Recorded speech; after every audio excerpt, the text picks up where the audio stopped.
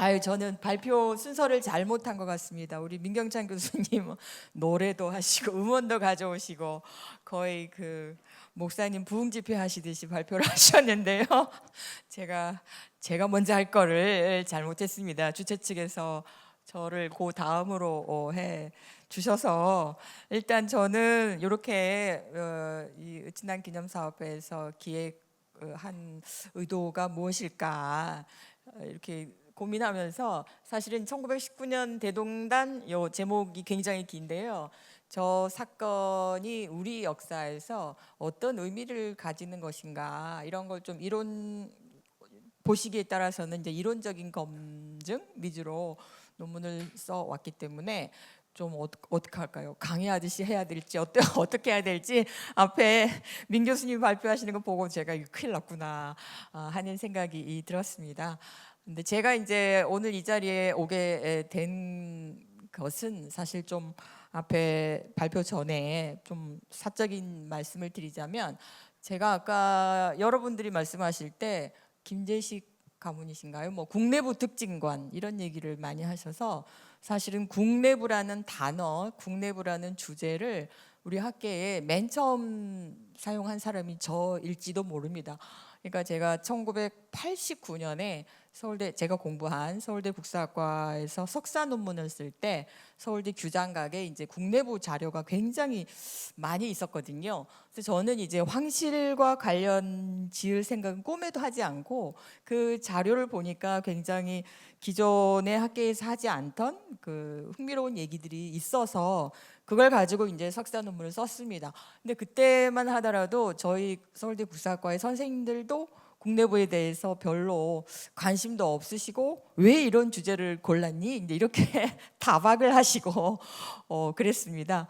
그렇지만 제가 그 서울대 규장각에 있는 그 국내부 관련 또 내장원 관련 이런 자료가 굉장히 많아서 이제 그걸 가지고 박사 과정도 그것을 제가 이제 전공을 해서 1998년이죠. 98년에 대한제국 황실, 그러니까 대한제국 정치사 연구라는 이름으로 책이 나왔는데요. 그게 2003년에 나왔고, 그게 아마 대한제국을 본격적으로 조명한 최초의 단행본일 것으로 제가 생각을 합니다. 근데 그때만 하더라도 저는 그 80년대가 사실은 민주화 시대잖아요. 저희 동기들은 다 민중사학, 민중운동사 아니면 하다못해 독립운동사 이런 걸 하는데 저는 또 우연치 않게 그렇게 황실 또는 황제가 주인공인 이런 연구 주제를 가지고 혼자서 외롭게 연구를 했습니다.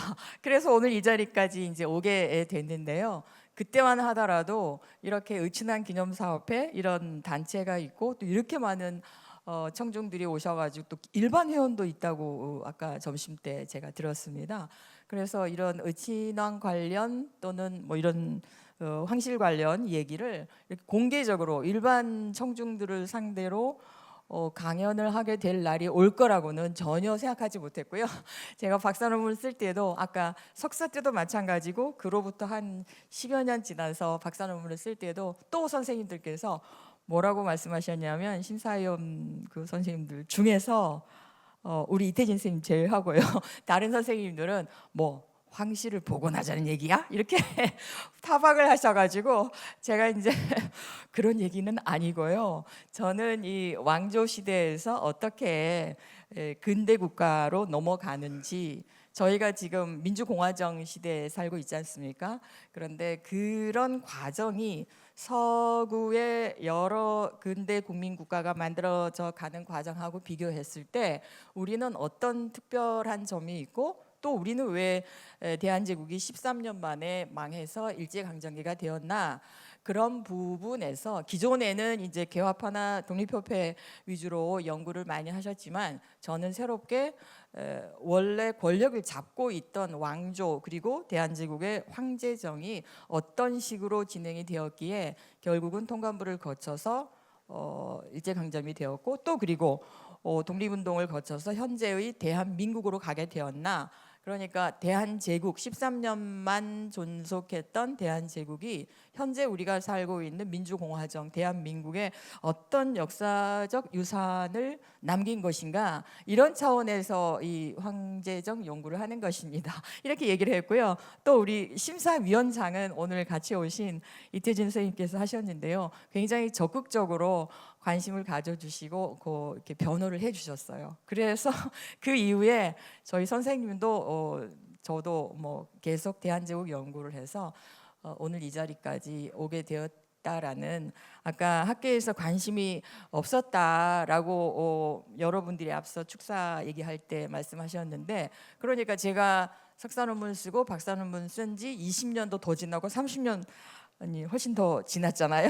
그런데도 지금도 아직 다 알려지지 않은, 일반적으로 그 아까 시장님도 뭐 식민사학 얘기하시고 그러셨는데, 그런 역사 인식의 잘못된 점들, 국민들이 잘 알고 있지 못하는 점들, 이런 것들을 오늘 같은 이런 자리에서 이렇게 공개적으로 일반 시민들 또 관계자 여러분들을 대상으로 얘기를 할 수 있게 돼서 정말 이런 자리를 마련해 주신 세종시랑 또 의진한 기념사업회에 감사드리는 마음인데, 그러다 보니까 저는 이렇게 그 연구사적인 그 의욕이 충만한 발표문이어서요. 여러분이 보시기에 재미가 있고 흥미롭지는 않을 수도 있습니다. 그래서 발표문 위주로 저는 요 자료집 있으시죠? 자료집에 100쪽부터 제 논문이 있는데요. 시간은 얼마나, 우리 어디 가셨네요. 사무총장님. 저야 원래 3시 반까지 하기로 되어 있으시잖아요. 어느 정도 할까요? 뭐 원래는 30분씩 발표하기로 하셨는데 앞에 우리 그 미경찬 교수님께서 굉장히 오래 하셨습니다. 네. 전 노래가 없기, 글자 너무 작지 않습니까? 요거 보시기에 괜찮으신가요? 이거 보고 할까요? 저는 발표집 가지고 하려고 그랬는데 제가 요점만, 그 일타 강사는 아니지만 요점식으로 그러면 말씀을 드리겠습니다. 여기 지금 공화주의라고 되어 있는데요. 사실 우리나라 헌법 자체가 제1조에 대한민국은 민주공화정이다 이렇게 되어 있는 건 다 아실 테고, 모든 주권은 국민에게 있다 이렇게 되어 있죠. 그러니까 저희는 대한민국 시대에 살고 있는데, 그러면 그 앞서 제가 전공으로 하는 1897년부터 1910년까지 딱 13년 존속했던 대한제국이라고 하는 나라가 현재의 우리 대한민국, 그리고 현재 우리 여러분들 대한민국의 소속 원인 국민들에게 가지는 의미는 무엇인가, 이런 차원에서 한국의 공화주의 수용이라는 그런 제목을 붙였고요.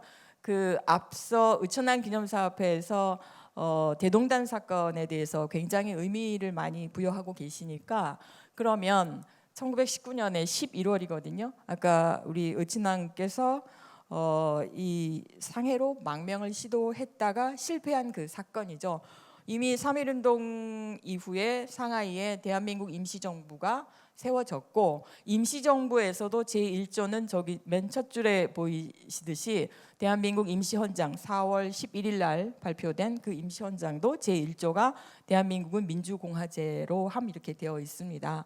그러면 이제 이미 공화제를 채택한 상하이로 망명을 시도했을 때 우리 의친왕께서는 그러면 임시정부에 가서 다시 왕이나 본인의 돌아가신 아버지를 대를 잇는 황제가 되고자 한 것일까? 이제 그런 걸 우리가 학계에서는 복벽주의라고 하잖아요, 그죠? 그래서 이 대동단 사건이 가지는 의미를 공화주의의 역사, 우리나라 공화주의 수용의 역사 차원에서 제가 살펴보려고 이런 이제 발표문을 준비했습니다. 이미 이 공화제를 채택했는데, 그러면 의친왕께서 만약에 이 상해로 탈출 망명하는 게 성공하셨더라면 어떻게 다시 황제의 자리로 가려고 하셨을까요? 어떨까요? 그래서 제가 늘 의친왕 기념사업회, 아까 이영주 사무국장도 계시고 황선님도 계시는데 저는 지금까지 계속 학계에서 연구를 해왔기 때문에 저기 밑에 각주가 많이 달려 있지 않습니까? 저런 논문이나 사료를 보고 연구를 해왔어요. 그러니까 문헌 고증 역사를 해온 거죠. 근데 알고 봤더니 이렇게 황손들께서 실존하고 계셔가지고 이분들이 이제 집안의 얘기들을 이렇게 하시면 내가 지금까지 문자만 보고 연구를 해왔는데 맞는 말을 한 것일까? 이렇게 약간 오히려 조심스러운 때가 있습니다. 그래서 사실 제가 이런 학술 발표에 나와서 발표를 해주시라라고 말씀드렸을 때도 그러면 혹시 집안에 의친왕께서 어떻게 생각했다라는 뭐 이렇게 그분의 생각이나 사상이나 또는 뭐 일기라든가 뭐 편지라든가 이런 사료가 있습니까? 그러면 제가 한번 살펴보고 제가 기존에 봤던 여러 가지 공적인 사료와 대조해서 이 부분을 좀 더 정리하고 해보고 싶습니다. 그러니까 제가 박사 논문을 쓸 때도 의친왕 관련 의친왕이 일본에서 뭐 개화파 6.1준 등하고 연계되어서 어떤 뭐 정변에 연루된 적도 있고 사건이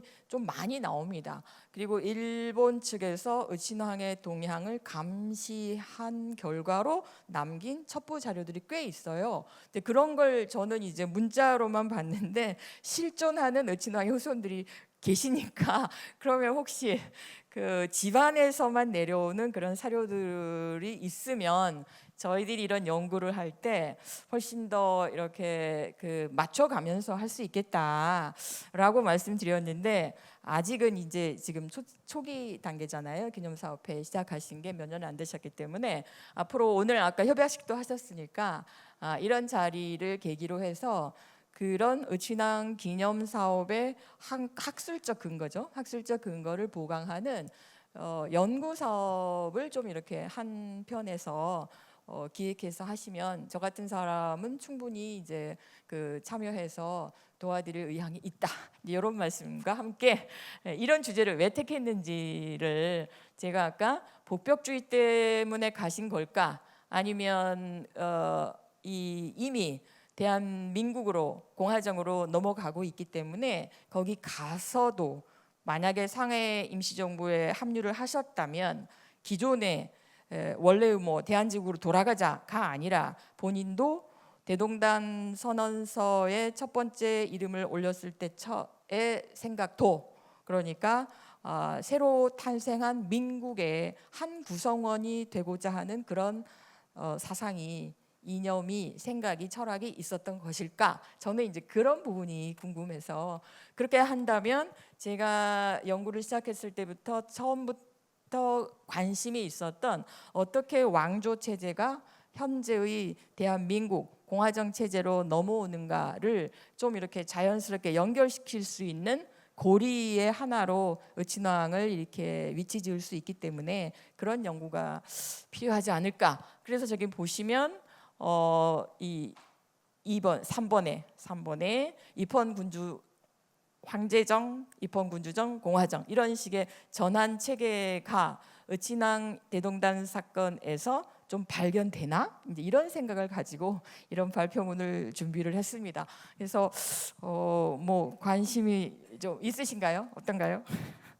그런 생각을 가지고 발표문을 준비했다. 이렇게 말씀드릴 수가 있고요. 저도 사실 노안이 와서 저 글자가 사실 잘 안 보이거든요. 여러분도 발표문에 100쪽과 101쪽 이렇게 보시면 제가 지금 길게 말씀드린 거는 머릿말의 내용, 제가 왜 이런 주제를 택했나 그런 걸 설명을 드린 것이고요. 2번으로 넘어가면 국민 개념의 형성과 대한국인 탄생 이렇게 돼 있잖아요. 앞서 민경찬 교수님이 말씀하신 그 애국가 문제도 저도 많이 살펴봤는데 대한제국이 우리에게 역사적으로 가지는 의미라고 하는 것은 한국인으로서의 어떤 정체성이라고 하죠. 아이덴티티. 우리 지금 다 가지고 있습니다. 대한민국에 우리가 다 정치를 담당하지는 않지만 뭐 시장님이 대신하시고 뭐 국회의원이 대신하시고 더 위에 대통령이 뭐 대의기관의 수장으로서 뭐 우리를 대신해서 주권을 행사하고 있는데, 그러면 우리 한국인으로서의 그런 아이덴티티 정체성은 언제 만들어졌나? 아까 국민이라는 용어를 쉽게 사용하지만 실제로 국민이라는 어휘 단어 자체를 대한제국께 많이 쓰지는 않습니다. 그 대한제국인 황제가 주인인 주권을 가지고 있는 나라이기 때문에 그때는 신민, 신하 신자와 백성 민자, 그걸 더 많이 씁니다. 그럼 우리가 어떻게 근대 국민으로서의 그런 정체 의식, 비속 의식 이런 걸 언제부터 가지기 시작하느냐? 넘겨야 되겠네요, 그죠? 를 이제 지금 두 번째 페이지 제가 갔습니다. 그러면 어떻게 해서 한국인으로서의 지금 제목에 나와 있듯이 대한국인, 그러니까 1909년에 이토 히로부미를 사살한 안중근도 본인이 감옥에서 리슨 감옥에서 남긴 유묵에 반드시 대한국인 이렇게 하고 손도장을 찍었잖아요. 그러니까 그게 1909년 시점인데 1909년에 이미 그러면 안중근은 대한국인으로서의 정체성을 가지고 있다라는 거잖아요. 우리가 지금 한국인으로서의 정체성을 가지고 있는 것처럼, 그러니까 제가 보기에는 대한제국 13년 기간 동안에 그런 그 대한제국 안에 속한 사람들이 밖의 사람들하고 구별되는 그런 우리가 현재 가지고 있는 한국인으로서의 정체성과 같은 아이덴티티의 기본 토대가 그때 만들어진 것이다. 이렇게 이해하면 되실 것 같아요. 그런 매개체가 무엇이냐? 아까 앞서 대한제국 애국가 1902년 8월 15일에 공식적으로 반포됐다고 하잖아요. 그러니까 상제가 황제를 도와주세요. 그럼 굉장히 간단한 그런 그 가사였잖아요. 그럼에도 불구하고 그런 가사를 뭐 배제학당이나 각급 학교에서 뭐 행사를 할 때, 뭐 황제 탄신일 때, 뭐 노래를 같이 부름으로써 그 애국가 가사를 같이 부름으로써 아, 우리가 같이 대한제국의 신민이다 라는 정체성을 가지기 시작했다는 거죠. 그리고 그 사람들을 이렇게 대표하는 상징으로서 황실의 문장인 오약꽃, 그 다음에 어떤 깃발로서 국기, 태극기, 모든 행사에 걸립니다. 우리도 앞에 왜 태극기에 대해서 국민 의례를 하고 행사를 아침에 시작을 했잖아요. 근데 그런 양식들이, 형식들이 다 대한제국기에 1900년을 전후한 시점에 만들어지는 것의 의미에 대해서 제가 얘기를 하고자 하는 거고요. 그러면 그럼에도 불구하고 왜 그러면 그때를 근대국가라고 딱히 말하기 쉽지 않느냐? 그거는 뒷장에 나오는데요. 아직까지는 주권이 국민에게 있지 않고 황제에게 있기 때문에 국민이라고 부르지 않고 신민이라고 부르는 것인데, 그 당시에 헌법이라는 게 아직 공식적으로 나오지 않고 대한민국 국제라고 하는 것에도 보면 주권은 모두 황제에게 있다. 그러나 황제에게 있는 대한제국 하에서도 그 어떤 구심점 하에 한국인으로서의 정체성이 만들어져 가고 있다. 이런 걸 제가 말씀드리기 위해서 이런 긴 글자만으로 이루어져 있는 발표문을 만들었습니다. 그런데 일반적으로는 우리가 교과서에서 배우시기에는 대한제국보다는 개화파와 독립협회 중심으로 역사 교육을 받으셨어요. 근대사 교육을. 실제로도 근대국가라든가 뭐 입헌 헌법을 만들자 또는 국민이 참정을 해야 된다, 정치에 참여해야 된다, 이런 주장은 개화파가 더 먼저 하기는 합니다. 그러니까 여기 보시면 어떤 국민이라고 하는 거는 그 국가 안에서 법 앞에 평등이고 누구나 다 정치에 참여할 수 있다, 그런 개념이잖아요. 고종 황제는 그런 개념은 없습니다. 황제잖아요. 그러니까 그분은 끝까지 나의 적자, 나의 어린 아이들, 이렇게 뭐라 그럴까요? 백성을 사랑하는 이런 정도의 생각을 가지고 계신 분이고, 그에 맞서는 독립협회 또는 그 앞에 개화파 이런 사람들은 국민이라는 또는 인민이라는 또는 국가의 정치에 참여하겠다라는 그런 의식은 더 앞선 사람들이었죠. 그래서 보시면 지금 맨 아랫줄에 독립신문 뭐 이런 신문들이 나와 있잖아요. 그러면 이 시기에 신문들을 이렇게 넘겨 보시면 독립신문에 이렇게 기사를 제가 1897년 보시면 10월 16일, 10월 16일입니다. 10월 12일에 그 대한제국이 선포가 되는 거고, 그로부터 매일 일간이 아니에요. 좀 이렇게 며칠 띄엄띄엄 처음에 나옵니다. 신문을 보시면 자, 국호가 이제 바뀌었다는 거예요. 조칙을 내려서 13일에 조칙을 내려서 국명이 원래는 조선이었잖아요. 왕조 시대에. 그런데 그 국명이 변해서 대한국이 되었으니 지금부터는 조선인민이, 그러니까 독립신문도 아직은 국민이라고 말하지는 않아요. 신민이라고 말하지도 않지만 인민이, 일반적으로 그냥 인민이라고 쓰는 거죠. 인민이 이제부터는 대한국 인민이 된 줄로 아시오, 이렇게 이게 광고를 냈지 않습니까? 그래서 제가 이걸 굳이 따온 이유는 이 독립신문 1897년 10월 16일자를 보면 독립신문 제호 가운데 태극기가 저렇게 분명히 들어가 있죠. 우리가 지금 쓰는 태극기는 저 안에 태극 마크가 세로가 아니라 가로로 이제 되어 있는데, 그 당시에는 저렇게 많이 썼습니다. 그래서 태극기가 이 시기에 이 안에 한반도에 사는 사람들을 대표하는 하나의 국가적 상징이 되었구나, 이걸 아실 수 있고, 또 신문에서 인민들에게, 그러니까 이제는 양반 상놈 뭐 이런 거 없는 거잖아요. 갑오개혁 때 신분제가 폐지되었으니까. 근데 그 사람들을 국민이라고 부르지는 않고 아직 정치의 주권을 가진 사람들은 아니니까, 그렇다고 백성은 또 아닌 거예요. 그러니까 인민이라고 부르면서 이제 국호가 바뀌었다, 당신들은 조선 인민이 아니라 대한국 인민이 됐다, 이렇게 얘기했어요. 그러면 독립협회나 어떤 서구적인 지식을 가지고 있던 개화파들이 그럼 이때 왜 근대적인 정치 주체로서 국민, 네이션, 영어로는 그렇게 얘기 안 했을까? 그거는 또 이 독립협회 개화파 인사들이 가지고 있는 하나의 한계라고 생각이 되는데요. 이 사람들은 여러 종류로 이 시기에 사람들을 불러요. 그런데 대체로 인민이라고 하지 국민이라고는 하지는 않습니다.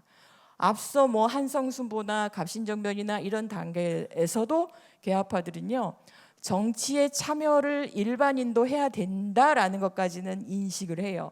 그런데 저기 보시면 어떤 사람이 정치에 참여를 하는 거냐면, 자기들 같은 사람, 여기 너무 글자가 작아서 잘 안 보이시나요?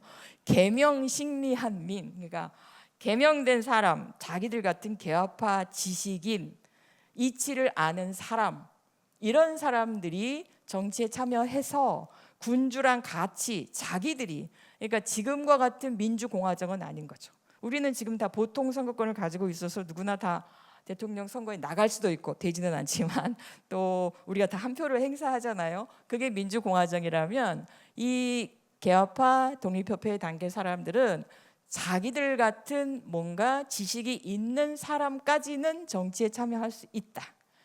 그걸 하기 위해서 그 왕의 권한을 좀 줄여야 된다. 그게 이제 입헌군주제지 않습니까? 군민공치라는 이름으로 많이 얘기를 하는데 그 정도 생각을 했어요. 그러면 아까 독립신문이 발행되는 대한제국기에는 반황제 운동을 독립협회가 굉장히 만민공동회랑 같이 많이 하잖아요. 그때도 마찬가지예요. 일반인들, 일반 서민들이 예를 들어서 뭐 의회 같은 걸 만들자, 공화제를 하자. 가장 과격한 그런 공화제 주장을 한 급진파는 이제 초대 대통령이 되신 이승만 대통령 같은 경우가 이때 가장 과격한 급진파로 독립협회에서 활동을 하는데, 거기까지는 싫다인 거예요. 독립협회 인사들은 하의원, 여기 보시면 민선의회를 하의원이라고 한다면 그거는 급하지 않다, 이렇게 교과서에도 나와 있지 않습니까? 그래서 아직까지는 대한제국기에는 황제뿐만 아니라 독립협회 활동을 하는 그런, 또는 독립신문을 발행하는 그런 개화 인사들까지도, 일반인들까지 모두 다 정치를 할 수 있다, 모두 다 주권을 가질 수 있다라는 국민 인식에까지는 이르지 않은 것으로 생각됩니다. 그러니까 우리가 보통 대한제국의 황제정의 한계를 많이 얘기하잖아요. 그 시기에 이미 일본은 1889년에 뭐 메이지 헌법을 다 발표했다. 일본은 이미 내각제를 하고 있다. 일본은 천황을 옹립하고 있기는 하지만 이미 국회의원 선거를 하지 않습니까?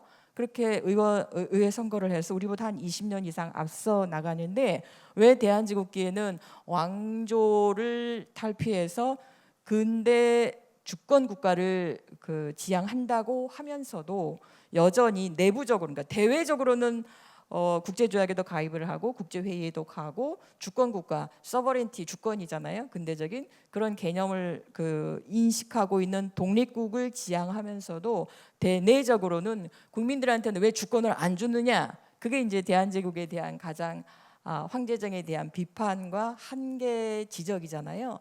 그런 면에서 본다면 아직까지 이 시기는 개화파 독립협회 인사들도 거기까지 나아가지는 않았다. 그게 우리 근대사의 뭐 그건 한계라면 한계라고 할 수도 있고 특성이라면 특성이라고 할 수도 있습니다.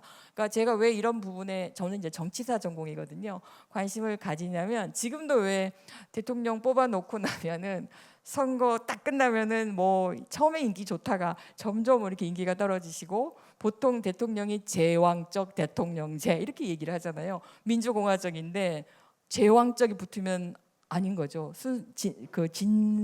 진실한 민주공화정은 아닌 거잖아요. 그래서 저는 이 근대 정치사를 오랫동안 공부하다 보니까 우리가 근대 국가를, 근대 국민 국가를 만들어 오는 과정이 사실 현재의 대한민국 정치 체제에 있어서도 어떤 역사적 유산으로서 어떤 한계를 만들어 놓지 않았나. 왜냐하면 보통 왕조 시대가 끝나는 과정에서는 굉장히 정치적 갈등이 심합니다. 근데 우리는 대한제국이 그런 과정을 거쳐서 예를 들어서 독립협회 단계에서 마구 뭐 황제정하고 갈등을 하다가 황제정이 끝나는 그런 게 아니잖아요. 13년간 오히려 황제가 주도해서 근대 국가로 가는 과정을 막 밟다가 일본에 의해서 황제정이 해체가 되지 않습니까? 그렇죠? 그러다 보니까 황제정에 대해서는 한계를 지적하면서도 동시에 어떤 뭐 애잔함이라고 할까요? 일본에 의해서 외압에 의해서 없어졌다.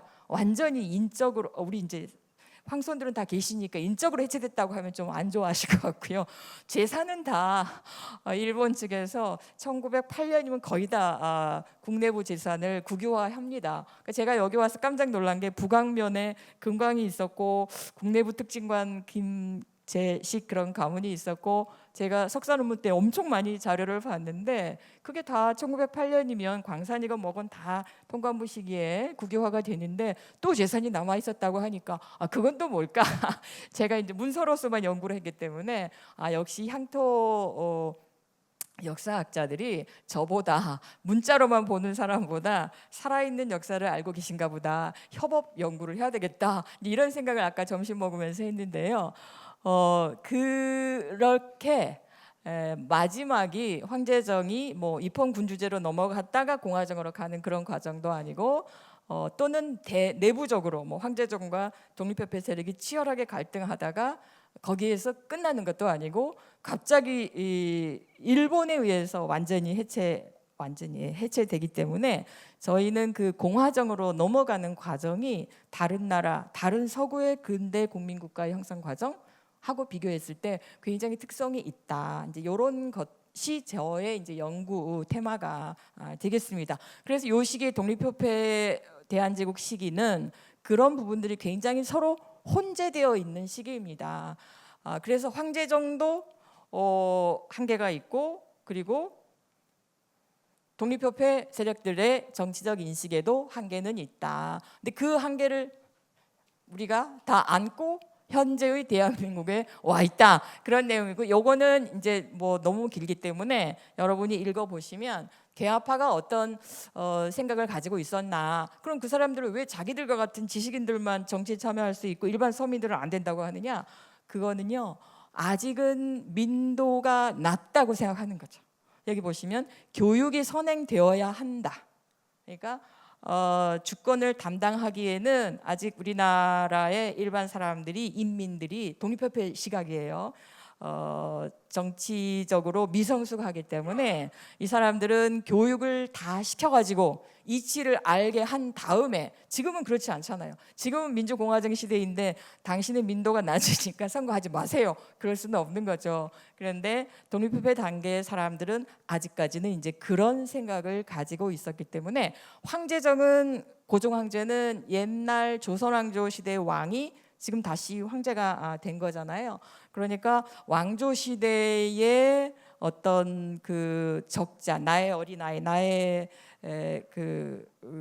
통치를 받는 그런 정도의 생각이나, 대한제국기에 와서 조금씩 달라져요. 독립협회 만민공동회 궁궐 앞에 와서 막 뭔가 이렇게 하세요 저렇게 하세요 그 민의를 전달을 하잖아요. 그러면 실제로 고종이, 지금은 없어진 그 덕수궁, 옛날엔 경운궁입니다. 원래 이름이 경운궁의 남문인 인화문 앞에 나와서 1998년에요. 11월 26일자 기록에 보면 내가 잘못한 게 있다. 너희들이 이렇게 와가지고 몇 날 며칠을 부르짖으니까 다 죄는 나한테 있다. 그 정도까지는 인식이 많이 변했습니다. 그렇지만 내가 앞으로 잘할 테니까 집에 가 있어라. 이런 식인 거죠. 그러니까 아직은 일반 인민 그 시민들하고 나하고 같이 정사를 논할 그런 단계까지는 안 간 겁니다. 근데 아까 독립협회 사람들도 자기들은 정치를 논할 그 자격이 있지만 일반인들은 아직은 안 된다, 이런 정도의 생각을 갖고 있던 시대가 대한제국기이다, 이렇게 이해하시면 되겠습니다. 그러면 고종이 독립협회를 결국은 이제 해산을 시켜버리잖아요. 해산시킨 다음에 나온 게 지금 1899년에 발표된 대한국국제라는, 지금 우리가 생각하는 우리나라 대한민국 헌법과 같은 긴 그런 내용은 아닌데요. 딱 구조로 되어 있습니다. 근데 대한국 국제가 가지는 의미라는 건 뭐냐면, 제1조는 우리는 독립국이다, 그런 거예요. 그런 면에서는 대한제국이 세계 여러 나라하고 어깨를 같이 하는, 대외적으로는 주권을 가진 독립국이다, 이걸 선언한 다음에 나머지는 다 주권은 나한테 있다예요. 황제에게 있다. 무한한 군권이 있다. 만세불변의 권한이 있다. 쭉 그런 내용이고, 우리가 지금 현재 대한민국의 헌법은 국민에게 있다, 주권이. 그 다음에 국민은 무슨 권리가 있고 무슨 의무가 있다, 이렇게 되어 있잖아요. 그런데 저기에는 황제는 무슨 권한이 있다밖에 없어요. 그러니까 만약에 나에게 반기를 드는 신민이 있다면, 뭐 의도를 했건 실행을 했건 안 했건 간에 어쨌거나 뭐 한다, 처벌한다, 그런 내용이거든요. 그럼 이게 왕조 시대하고 뭐가 다르냐라고 말씀을 하신다면, 그럼에도 불구하고 왕조 시대에는 왕은 이런 권한이 있다, 이런 규정 자체가 없잖아요. 정말 하늘에서 이렇게 부여받은 그런 주권이니까. 그런데 이 시기에 오면 어쨌거나 이렇게 황제권도 법에 의해서, 지금 구조로 되어 있는 그 법에 의해서 이렇게 법을 만들 수 있다, 이렇게 조약을 체결할 수 있다, 이런 정도까지는 법적인 규정을 갖춰야 한다까지 갔다라는 거. 그게 우리가 이제 오늘 주제로 삼고 있는 대한제국인데, 아직까지는 국민까지는 가지 않았다, 이렇게 이해하시면 되겠습니다. 아까 관보에 나와 있는 대한국 국제, 한자로 돼 있어가지고 좀 보기 힘드신데요. 지금 제가 말씀드린 것 같은 이제 그런 내용이 되겠습니다. 네. 그래서 황제는 아직까지는 이 주권을 가질 수 있는 존재로 생각하지는 않았다. 그렇지만 내가 보호해야 될 소민으로서 그렇게 생각을 했다. 그런 시대에 사는 우리나라 사람들이 점차 태극기나 요 자료는 중간에 있는 건 뭐냐면요, 위에 지금 태극기 2개가 교차되어 있고 가운데 밑에 오약꽃이 이렇게 있지 않습니까? 이 대한제국기에 발급된 여권입니다. 그러니까 여권, 해외 여행을 가기 위해서 발급받는 게 여권이잖아요. 그러면 이 시기에 해외로 나가는 여행객, 뭐 외교관이 됐건 일반인이 됐건 장사를 하러 나가건 이런 사람들은 이 여권을 가지고 밖에 나가면서 내가 코리안이다, 한국인이다, 그러니까 대외적인 정체성은 이미 형성되었다, 이렇게 말씀드릴 수가 있고, 다만 대내적으로는 그러면 저 위에 살고 저 위에 계시는 황제하고 나하고 무슨 관계냐? 나도 똑같이 정치를 책임질 수 있는 이 나라를 책임질 수 있는 주체이냐까지는 허락되지 않았다. 그러니까 대외적인 그런 근대성과 대내적인 근대성은 약간은 차이가 있는 그런 단계가 대한제국 시기라고 볼 수 있겠습니다. 다만 대외적으로 주권국가 의식을 가진 것도 굉장히 중요해요. 왜냐하면 국가라고 하는 것이 자국민을 보호하고 그런 역할과 기능을 해야 되잖아요. 대한제국에 보면은 한청 간의 국경, 그러니까 압록강 건너편에 건너가서 사는 월경민들이 꽤 많았거든요. 지금식으로 얘기하면 이제 조선족 사는 연변 조선족 자치주 같은 걸 말씀드리는 거예요. 그때 거기 사는 사람들이 왜 우리를 나도 국민인데 보호를 하지 않느냐? 청나라 사람들이 자꾸 우리를 괴롭히는데 세금을 더 달라고 하는데 국경 넘어 사는 압록강, 두만강 건너편에 사는 우리한테도 국민으로서 보호를 해주라 정부가 그런 얘기를 해요. 그러니까 이미 대한국인으로서 국가는 어떤 역할을 해야 되고 대내적으로는 아직 권한을 확보하지 못했지만 대외적으로 국가가 우리를 보호하는 지금식으로 얘기하면 해외여행 가셨을 때 영사관에서 관광객을 다 이렇게 우리나라 여행객들을 보호해야 되잖아요. 그런 인식은 이미 이 시기에 충분히 형성되었다. 그런 정도까지는 근대 국가로 상당히 발걸음을 띈 시기가 대한제국기였다. 이렇게 저는 연구를 하고 있습니다. 그러다가 이제 1905년에 울산늑약이 체결되고 통감부 통치하에 들어가면서 갑작스럽게 이제 국민의식이 문제가 아니라 민족이 문제가 되는 시기가 돼버리는 거예요. 그러니까 우리들의 과제가 근대 국민국가로 네이션 빌딩을 하는 그런 과제가 근대화의 과제에서 갑자기 이제 반일, 항일 독립운동을 해야 되는 주권을 뺏기지 않으려고 그런 단계로 넘어가게 됩니다. 그러니까 우리가 근대사가 어떤 국민 형성의 역사에서 갑자기 이제 민족 독립운동의 역사가 돼 버리는 거잖아요. 근데 일제강점기 가기 전에 이미 아까 제가 말씀드렸듯이 1909년 뭐 대한국인 그 안중근의 유목에서 보듯이 이미 정체성은 형성이 되었는데 그 이후에는 워낙 독립이라고 하는 것이 지상 과제가 되다 보니까 국민보다는 민족 쪽으로 무게중심이 가게 된다라고 말씀을 드리는데 그럼에도 불구하고 여기 지금 3번 이 제목에 20세기 신국민 이렇게 되어 있잖아요. 그러니까 1908년 무렵에 이 사람들이 남긴 어떤 뭐 신문 기사나 이런 것들을 보면 여전히 민족도 민족이지만 국민과 민족은 다른 것이다. 그러니까 공화정으로 가는 도정의 인식 체계들이 점점점 발전하고 있는 것들을 우리가 단계적으로 확인할 수가 있습니다. 그래서 여기 보시면 1908년 대한매일신보에 20세기 신국민 이런 그 논설이 실려요.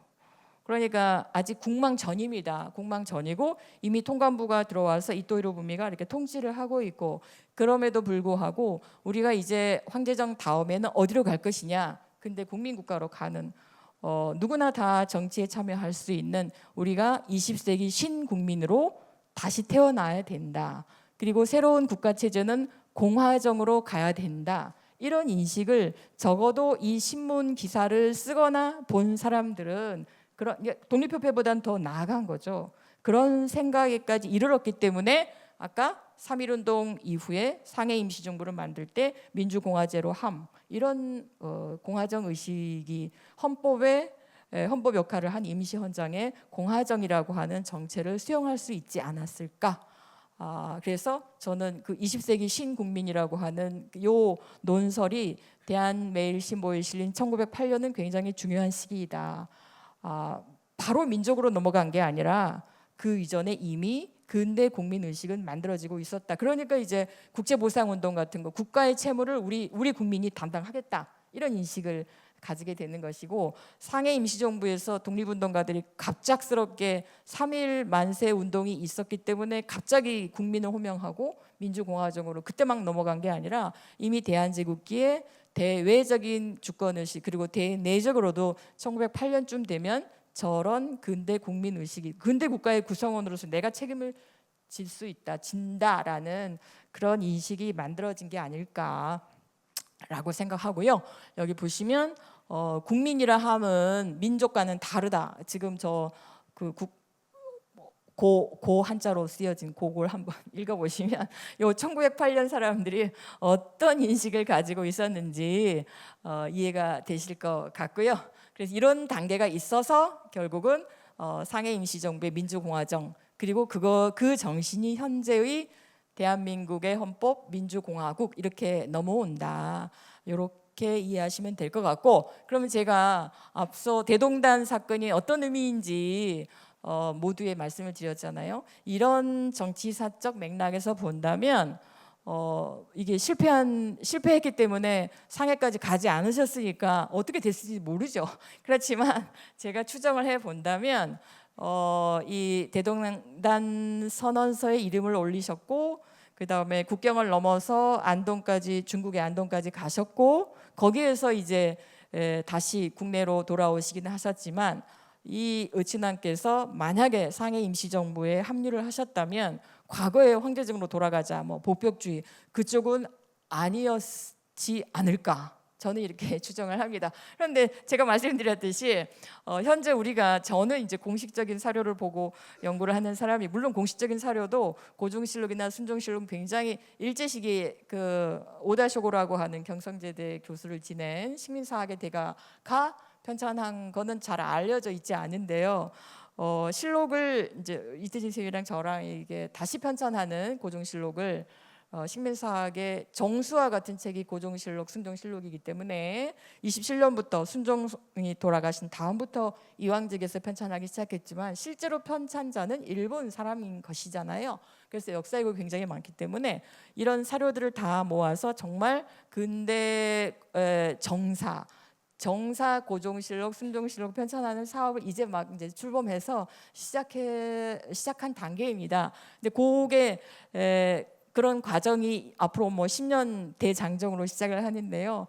이런 그 황실 쪽에서도 저희는 이제 학계에서는 중립적인 입장에서 그 선양 사업이나 기념 사업을 하려고 하는 것은 아니고요. 중립적인 입장에서 기존의 식민사관에 의해서 왜곡되었던 이런 대한제국의 역사나 황실의 역사는 충분히 객관적으로 바로 잡아야 되기 때문에 자료를 가지고 계신다면, 아까 제국 인문사 관련 그 성청보자 도장도 저희는 전혀 몰랐던 거거든요. 근데 만약에 의친단 기념사업회나 황실 가족들이 가지고 계시면 뭐 다 이렇게 주시면 저희가 객관적인 입장에서 그 새로운 고종실록을 편찬할 때 충분히 반영하겠다, 그런 말씀을 드리고, 이런 자리가 이제 시작점이 되어서 그런 학계와 또 이제 현재 기념 사업하고 있는 기념 사업회, 그리고 또 이제 세종시에서는 아까 북강면이죠, 면에 연구하시는 향토 사학자들이 많이 계신데, 그렇게 각 분야를 아우르는 새로운 근대사 연구, 새로운 고종시대사 연구를 시작하는 계기가 되었으면 하는 그런 바람을 말씀드리면서 제 발표는 이 정도로 마치겠습니다. 감사합니다.